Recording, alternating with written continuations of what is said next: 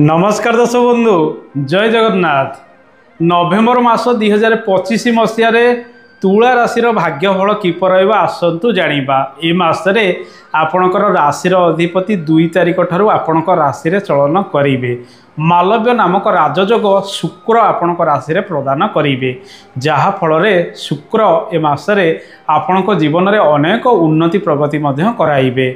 रविंकर चलन मास आरंभ आपणक राशि 16 तारिख ठारू रवि आपणक राशि ठारू द्वितीय स्थान में चलन करेंगे। मंगल सेठारे मास सारा रहिबे। रवि मंगलंकर जोग संबंध आपणक राशि ठारू द्वितीय स्थान बिछा राशि रहिबो। दर्शक बंधु ए मासरे बुध आपणकर भाग्याधिपति मास आरंभ द्वितीय चलन करेंगे। सेठारे से बकरी होई 23 तारिख दिन आपणक राशि प्रवेश करेंगे।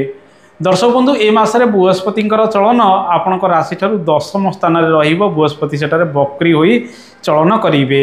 ए मासरे शनि आपणक राशि ठारू 6ठ स्थान में चलन करेंगे। केतु एकादश स्थान में, राहुंकर चलन आपणक राशि ठारू 5म स्थान में रहिबो।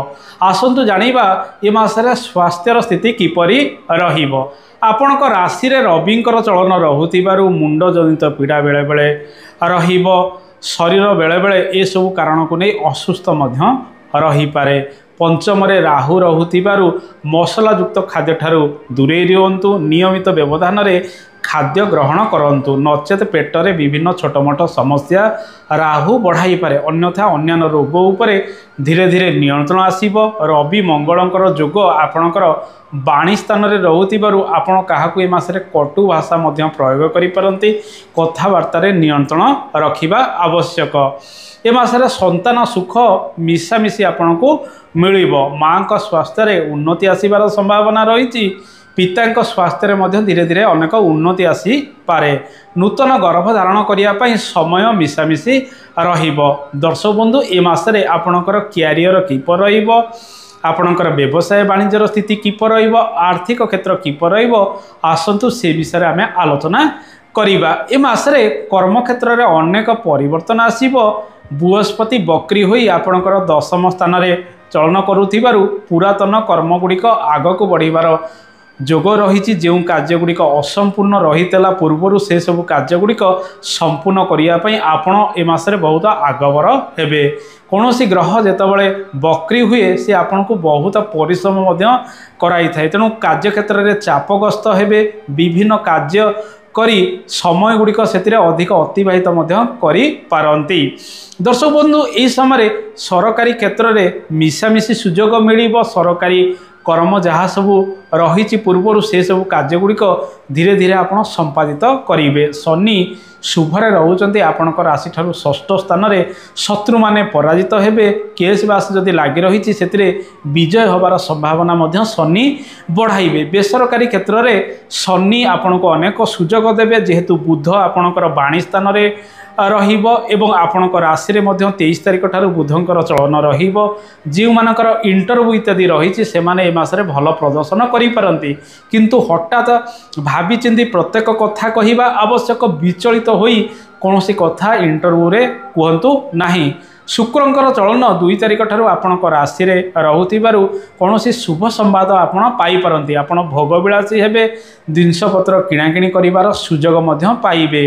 विभिन्न लोकंक सहित संपर्क बढ़िबार संभावना रही। भल खाद्यर भोजन मध्य आपण ग्रहण करि पारंती। शुक्र राशि रे चलन करुथिबारु जानवाहन किणाकिणी, पोशाक पत्र किणाकिणी, अलंकार इत्यादि किणाकिणी रे आपण आगकू अग्रसर मध्य होई पारंती। नुआ घर किणाकिणी करिबा सहित नूतन कार्य आरंभ करिया पय शुक्र आपनकू भल सुजोग मध्य ए मासरे देबे। शुक्र राशि रे चलन करुथिबारु घर को जदि विवाह प्रस्ताव आसुची फाइनाल करिया पय समय मध्य अनुकूल रहिबो।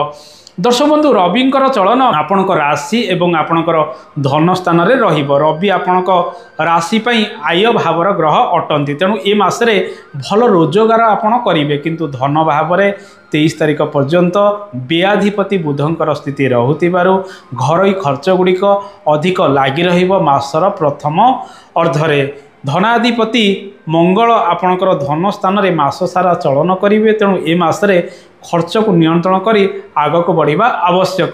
किछि तो घरोई खर्च ए मासरे अधिक आपण विभिन्न दिगरे मध्य करि पारंती। दर्शक बंधु जे माने शेयर मार्केटिंग क्षेत्र में अर्थ लगाण कर लाभ तो पाइबे किंतु लोभरे गुडे निवेश करी पुनः लसेस मसरे पड़ जाई पारंती।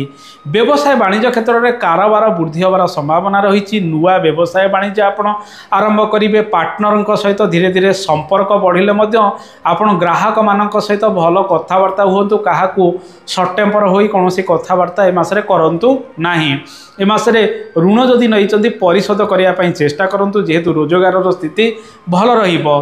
दर्शक बंधु आसतु जानिबा विद्यार्थी मानक समय किपर रहिबो। विद्यार्थी माने आपणकर पंचम स्थान में राहुंकर चलन मास सारा रहिबो। बृहस्पति आपणकर दशम स्थान में चलन करुचंदी। बुधंकर चलन आपणकर राशि एवं द्वितीय स्थान में रहुतिबारु विद्यार्थी माने भल प्रदर्शन करेंगे।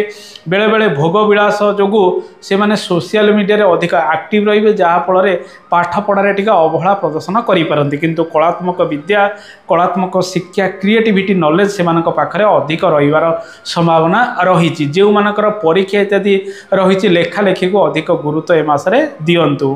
दर्शक बंधु दाम्पत्य जीवन जो देखा रवि मंगलंकर प्रभाव आपणकर द्वितीय स्थान में रहुतिबारु जीवन साथी सहित मधुर कथबार्ता हूँ। तांकु किछि कटु भाषा ए मासरे प्रयोग करंतु नाही।